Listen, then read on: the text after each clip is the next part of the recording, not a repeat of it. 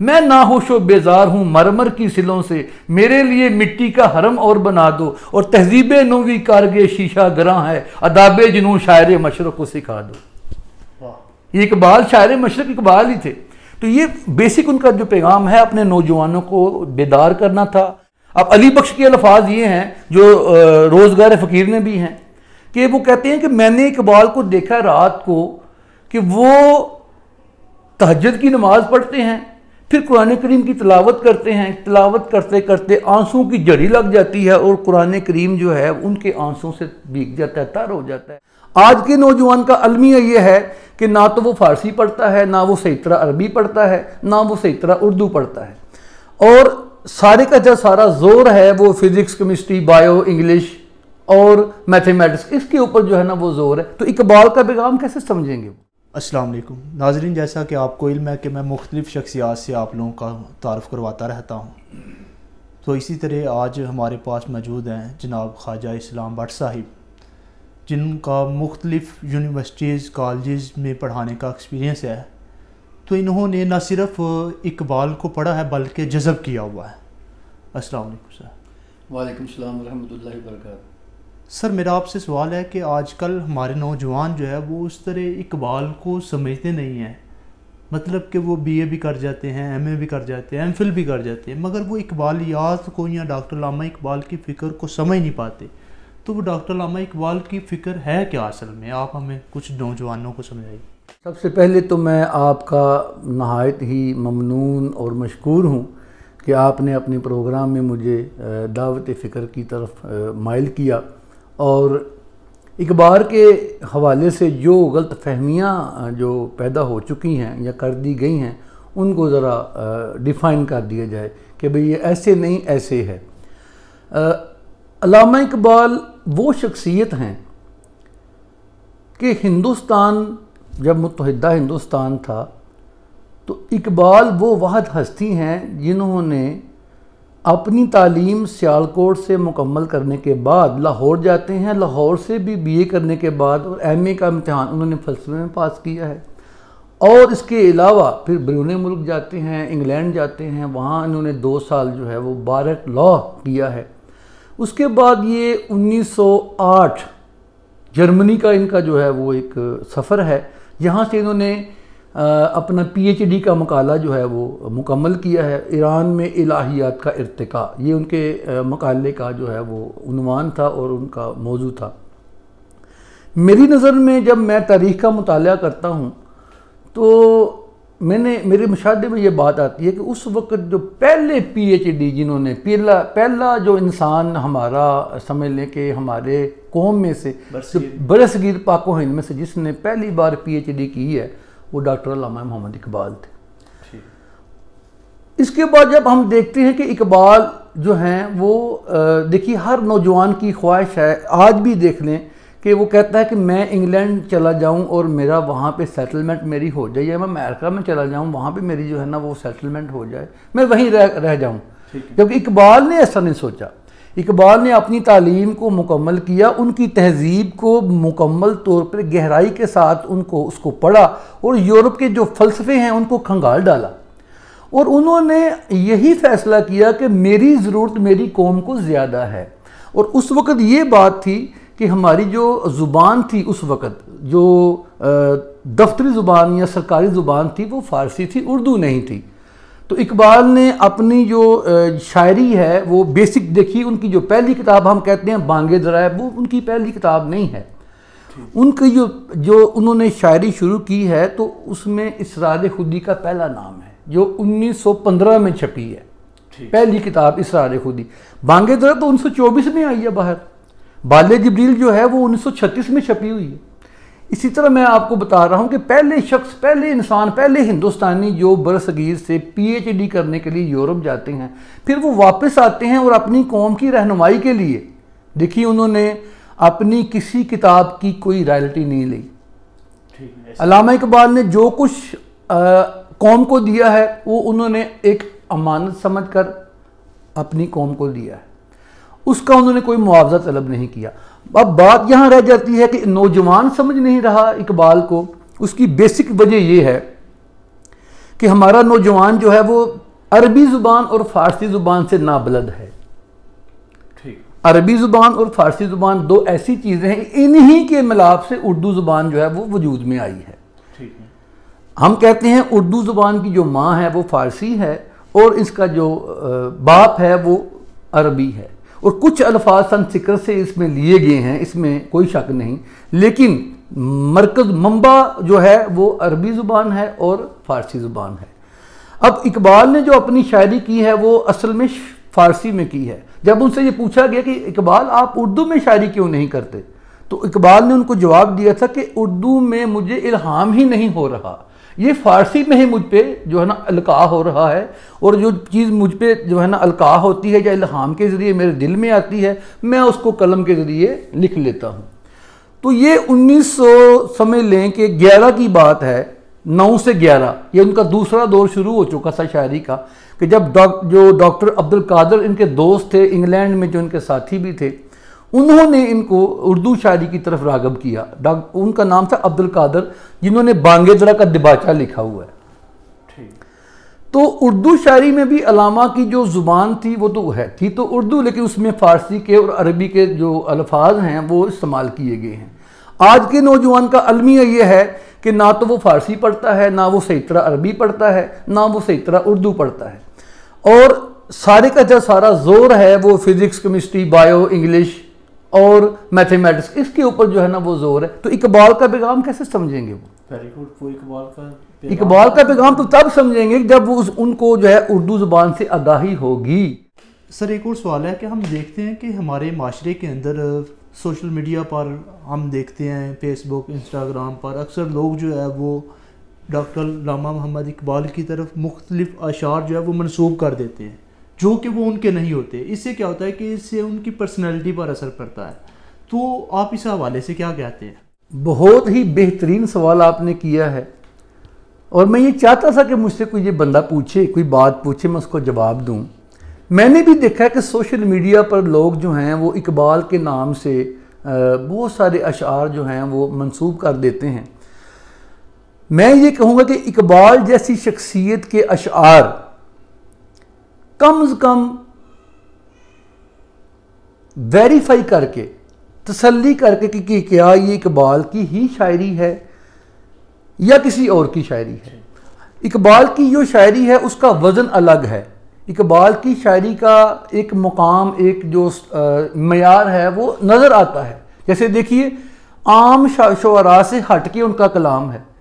جی ایسے ہی اقبال کی شاعری جب کوئی بھی بندہ ان کے اشعار گنگناتا ہے تو ان کا طرز کلام، ان کا اسلوب جو ہے وہ الگ سا نظر آتا ہے. یہی کر دیں کہ جو شخص جو ہے وہ اقبال کو پڑھنے والا ہے اسے فوری پتہ چل جاتا ہے. جی بالکل ایسا ہی ہے.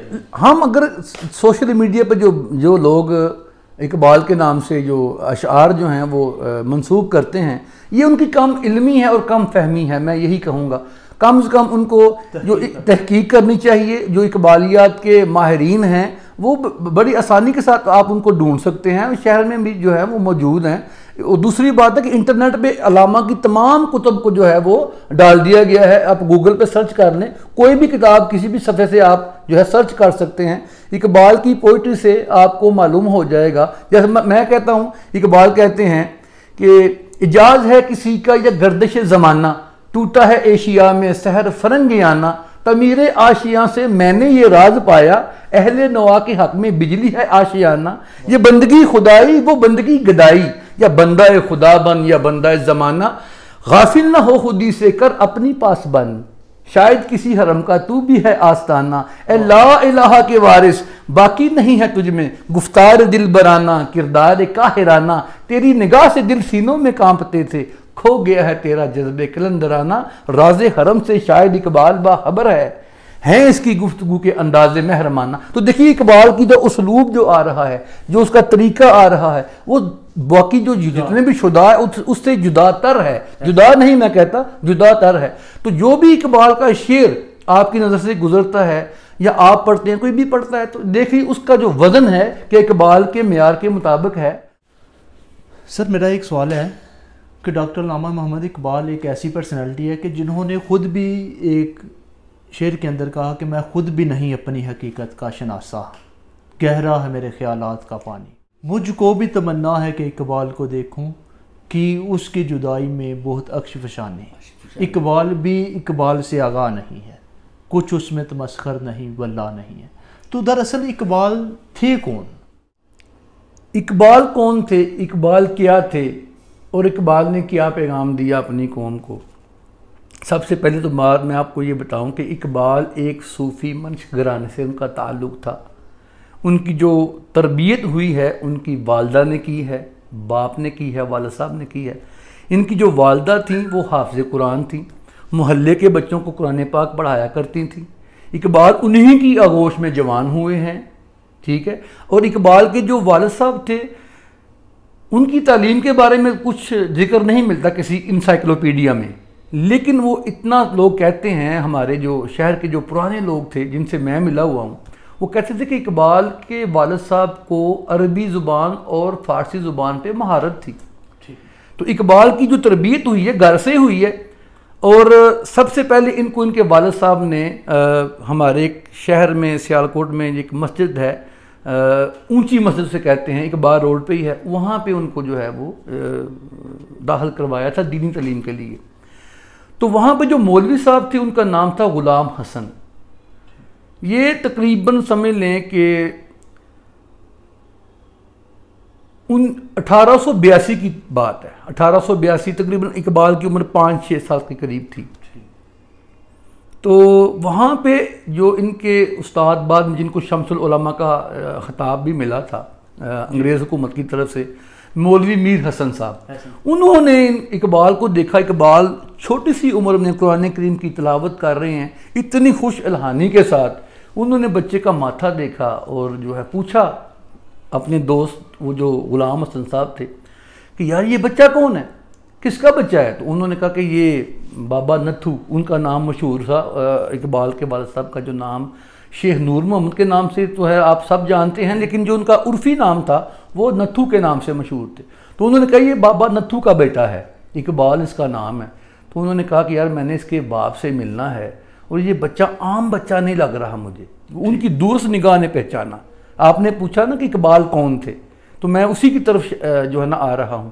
تو انہوں نے ان کے والد صاحب سے ملاقات کی، مولوی میر حسن صاحب نے، اور یہ کہا کہ یہ بچہ جو ہے آپ مجھے دے دیں۔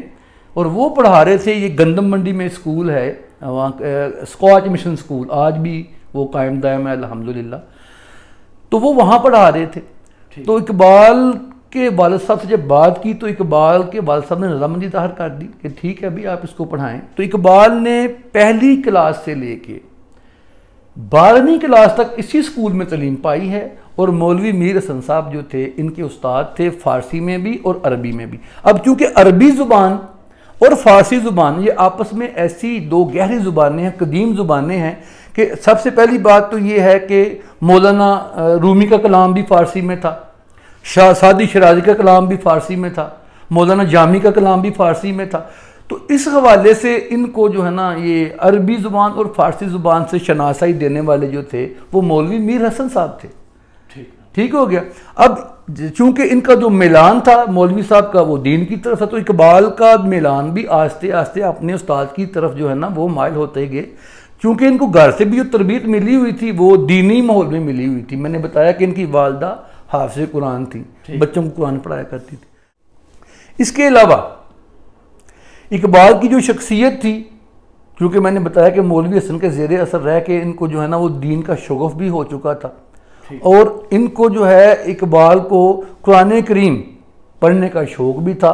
حالانکہ جب یہ تلاوت کیا کرتے تھے تو اقبال کے والد صاحب فرمایا کرتے تھے کہ اقبال قرآن کریم جو ہے نا صحیح طریقے سے پڑھا کرو، 1 دن کہا، 2 دن کہا، 3 دن کہا۔ تو ایک دن اقبال نے پوچھا ابا جان کیا بات ہے، میں تو صحیح پڑھتا ہوں، مجھے ذرا آپ ہی پڑھوا دیں یا مجھے سمجھا دیں کیسے پڑھا جاتا ہے۔ تو اقبال کے والد صاحب نے جو بات کہی تھی وہ آج بھی میرے دل پہ بھی نقش ہے، کہ انہوں نے یہ اس بات کا تذکرہ جو ہے زندہ رود ان کے جو بیٹے ہیں جوید اقبال، ان کی کتاب میں یہ واقعہ درج ہے، کوٹ ہے، کہ اقبال کو والد صاحب نے جب ان کو جواب دیا تھا کہ بیٹا قرآن کریم ایسے پڑھ جیسے ابھی تجھ پہ نازل ہو رہا ہے، تو یہ تربیت تھی، یہ تھے اقبال جو میں نے بتایا۔ اب اس کے بعد جب اقبال یورپ میں جاتے ہیں تو وہ کہتے ہیں کہ مجھے یورپ نے مسلمان کیا ہے۔ میں جب برصغیر میں ہوتا ہوں تو یہاں جو ہے نا وہ اسلام تو ہے لیکن عمل نہیں ہے، میں جب یورپ میں جاتا ہوں وہاں اسلام نہیں ہے لیکن عمل ہے، تو مجھے اسلام کی طرف راغب یورپ نے کیا ہے۔ یعنی یورپ میں نے چیزیں پڑھی ہیں، دیکھیے وہاں پہ انہوں نے لائبریری میں جا کے کیا پڑھا، ابو علی سینا کی کتابیں تھیں 99 بکس، جابر بن حیان کی کتابیں انہوں نے پڑھی، ابو القاسم الزہرانی کی کتابیں انہوں نے پڑھی، الخوارزمی کی کتابیں انہوں نے پڑھی۔ انہوں نے پھر یہ کیا کہا تھا، آپ بھی دیکھیے کہ جو انٹرمیڈیٹ کی کلاسز ہیں، انہوں نے خطاب جوانان اسلام میں کہا، ہاں کبھی اے نوجوان مسلم تدبر بھی کیا تو نے، وہ کیا گردوں تھا تو جس کا ہے ایک ٹوٹا ہوا تارا۔ دیکھیں آگے وہ کیا کہتے ہیں، آگے کہتے ہیں مگر وہ علم کے موتی کتابیں اپنے آبا کی، جو دیکھیں ان کو یورپ میں تو دل ہوتا ہے سی پارا۔ دیکھ انہوں نے وہاں پہ وہ چیزیں دیکھی ہیں اور ان کا دل جو ہے سی پارا کہتے ہیں 30 ٹکڑے، کہ ان کا دل جو ہے ملت مسلمہ کے لیے یا ملت بیضا کے لیے تڑپتا تھا۔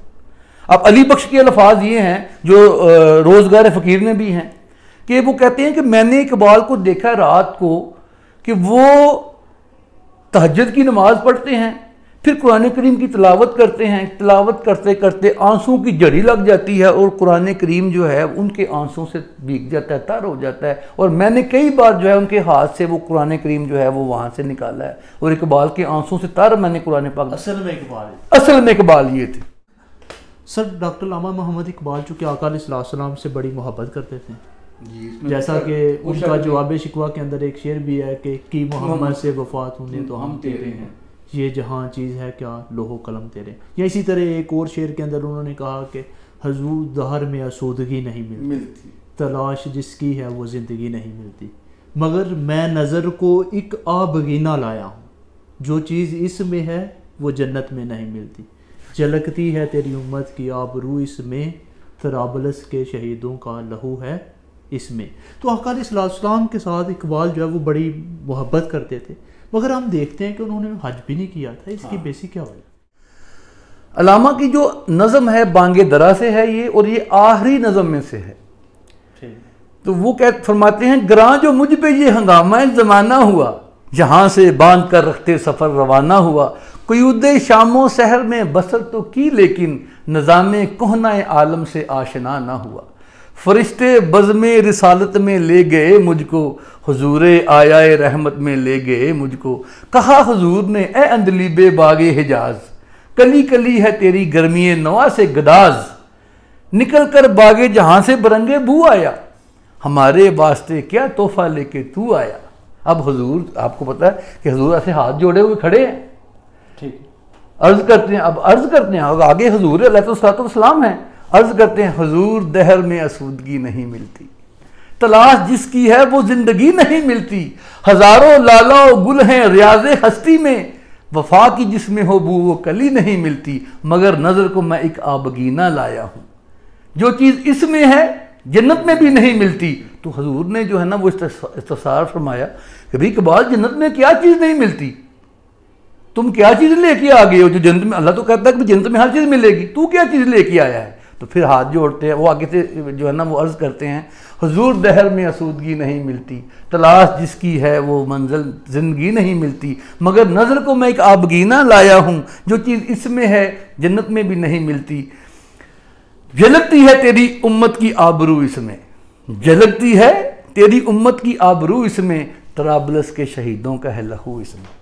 اور اس کے علاوہ جو ہے نا علامہ صاحب تشریح کر دیں طرابلس کے، دیکھیے جو آپ کو پتہ ہے جنگ بلقان کا ذکر میں نے آپ کو بتاتا ہوں، یہ جنگ بلقان میں فاطمہ نامی ایک لڑکی نے پانی پلاتے ہوئے جو ہے نا وہ شہیدوں کو جو ہے نا وہ خود بھی شہید ہوئی تھی، یہ اسی جنگ کی طرف ان کا اشارہ تھا کہ طرابلس کے شہیدوں کا وہ لہو ہے اس میں، کیونکہ وہ کہتے ہیں کہ انہوں نے اپنی زندگیوں کو اپنے مال دولت عزت آبرو ہر چیز تیرے دین پہ قربان کر دی، یہ ہے اس کی تشریح کہ وہ جنگ طرابلس میں جو بچی نے قربانی دی ہے، چھوٹی سی بچی ہے، اسے پتہ تلواریں چل رہی ہیں، خون کی ندیاں بہہ رہی ہیں، لیکن وہ جو ہے نا وہ شہیدوں کو پانی پلانے کے لیے جو ہے نا وہ اندر گھس جاتی ہے، یہ اس کی طرف ان کا اشارہ جنگ بلقان کی طرف، یہ جو ترکی کی جو ہے نا وہ خلافت عثمانیہ کا دور تھا، اور یہ برسے پیکار سے گوروں کی جو خلاف اور جو فرانسیسی فوجوں کے خلاف استعمار ہو رہا تھا۔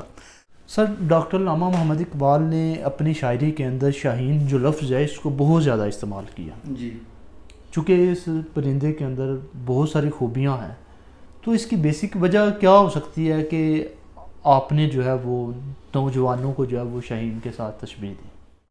بڑا اچھا سوال کیا آپ نے کہ اقبال نے اپنے نوجوانوں کو جو ہے وہ شاہین کے ساتھ جو ہے وہ تشبیہ دی ہے۔ اس سے پہلے جو وہ شعر انہوں نے کہے ہیں وہ سونے کے پانی سے میں کہتا ہوں دکھنے کے قابل ہیں۔ ٹھیک ہے۔ یہ پورب یہ پچھم چکوروں کی دنیا، میرا نیلگوں آسماں بے کرانہ، پرندوں کی دنیا کا درویش ہوں میں کہ شاہین بناتا نہیں ہے آشیانہ۔ دیکھیے جیسے علامہ نے مسلمان قوم کو حرم سے بھی تشبیہ دی ہے، ٹھیک ہو گیا، ملت بیضا بھی کہا ہے، ٹھیک ہے۔ اس کے علاوہ وہ کہتے ہیں مرغان سحر، مرغان سحر وہ ہیں جو سحری کے ٹائم میں گنگناتے ہوئے اٹھتے ہیں، اپنے گھونسلوں سے آتے ہیں، کہتے ہیں کہ تاثیر ہے یہ میرے نفس کی کہ خزاں میں مرغان سحر ہیں میری صحبت میں حور سند، لیکن مجھے پیدا کیا اس دیس میں تو نے جس دیس کے بندے ہیں غلامی پہ رضا مند۔ انہوں نے اپنے نوجوانوں کو ایک ایسے شاہین سے تشبیہ دی ہے جو کسی کا شکار مار کے نہیں کھاتا، غلامی کو پسند نہیں کرتا، کسی کا مارا ہوا شکار نہیں کھاتا۔ تو اقبال نے اصل میں یہی پیغام اپنے نوجوان کو دیا ہے کہ اپنی خودی کو پہچان اور کھڑا ہو اپنے حق کے لیے، جیسے اقبال کہتے ہیں اپنی بال جبریل میں کہتے ہیں اٹھو میری دنیا کے غریبوں کو جگا دو، کاہے عمرہ کے در و دیوار ہلا دو، سلطانی جمہور کا آتا ہے زمانہ، جو نقشے کہن تم کو نظر آئے مٹا دو، حاکرہ بس جود سنما راب توافے، بہتر ہے چراغ حرم و دیر بجا دو، میں ناہوش و بیزار ہوں مرمر کی سلوں سے، میرے لیے مٹی کا حرم اور بنا دو، اور تہذیب نوی کارگے شیشہ گراں ہے، اداب جنوں شاعر مشرق کو سکھا دو۔ یہ اقبال شاعر مشرق اقبال ہی تھے۔ تو یہ بیسک ان کا جو پیغام ہے اپنے نوجوانوں کو بیدار کرنا تھا۔ یہ خودی جو ہے ان کا جو فلسفہ خودی ہے، یہ کیا ہے؟ اللہ پاک کی جو ہے نا، آپ نے جو ہے نا قرآن کریم کی جو سورہ احزاب ہے غالباً مجھے یاد آ رہا ہے کہ وَلَا تَكُونُوا كَالَّذِينَ نَسُوا اللَّهَ، کہ ان لوگوں کی طرح نہ ہو جانا جنہوں نے اپنے آپ کو بلا دیا۔ جب انہوں نے اپنے آپ کو بلا دیا تو اللہ پاک نے ان کو ان سے ہی غافل کر دیا۔ یہ ہے ان کا فلسفہ خودی علامہ اقبال کا۔ تو اقبال نے اپنے نوجوان کو ایک ان کے لیے منزل کا تعین کیا۔ اب دیکھیے اسی کا تسلسل تھا کہ یہ پاکستان بنا۔ اب دیکھنے جو قائد اعظم ہیں پاکستان بننے کے بعد کیا فرماتے ہیں؟ وہ یہی فرماتے ہیں کہ آج اگر اقبال زندہ ہوتے تو یہ اپنے جو انہوں نے خواب دیکھا تھا آج وہ بڑے خوش ہوتے۔ یہ انہی کے الفاظ ہیں قائد اعظم کے۔ تو اصل میں جو اقبال نے اپنے شاہین کو جو تشبیہ دی ہے نوجوان کو اپنے شاہین، اس شاہین کے ساتھ معنی ہے کہ کہتے ہیں نا کہ دیار عشق میں اپنا مقام پیدا کر، نیا زمانہ نے صبح و شام پیدا کر، خدا اگر دل فطرت شناس دے تجھ کو، سکوت لالا و گل سے کلام پیدا کر، میرا طریق امیری نہیں فقیری ہے، خودی نہ بیچ غریبی میں نام پیدا کر۔ ناظرین، یہ تھے خواجہ اسلام صاحب جو ہمارے ساتھ جو ہے وہ ڈاکٹر علامہ محمد اقبال کی پرسنالٹی پر بات کر رہے تھے۔ تو اقبال واقعی ایک ایسی شخصیت ہے کہ جس کو سمجھنا اور جس کی فکر کو، جس کی سوچ کو، جس کے خیالات کو ہم نے اقبال کو اس طرح سمجھے ہی نہیں ہے جس طرح جو ہے وہ اقبال کو سمجھنا چاہیے تھا۔ بلکہ میں سمجھتا ہوں کہ ہم سے زیادہ اقبال کو جو دوسرے ممالک ہیں انہوں نے سمجھا ہے، جیسے ایران ہے اور ترکی ہے، اور اس کے علاوہ کئی لوگوں نے، دوسرے لیڈر جو ہے وہ انہوں نے اقبال سے جتنا فائدہ لیا ہے اتنا ہم نے نہیں لیا۔ تو ہمیں بھی اقبال کو سمجھنا چاہیے اور ہماری نوجوان نسل کو اقبال کو پڑھنا چاہیے، اور اللہ پاک ہمیں اقبال کو پڑھنے اور سمجھنے کی توفیق دے۔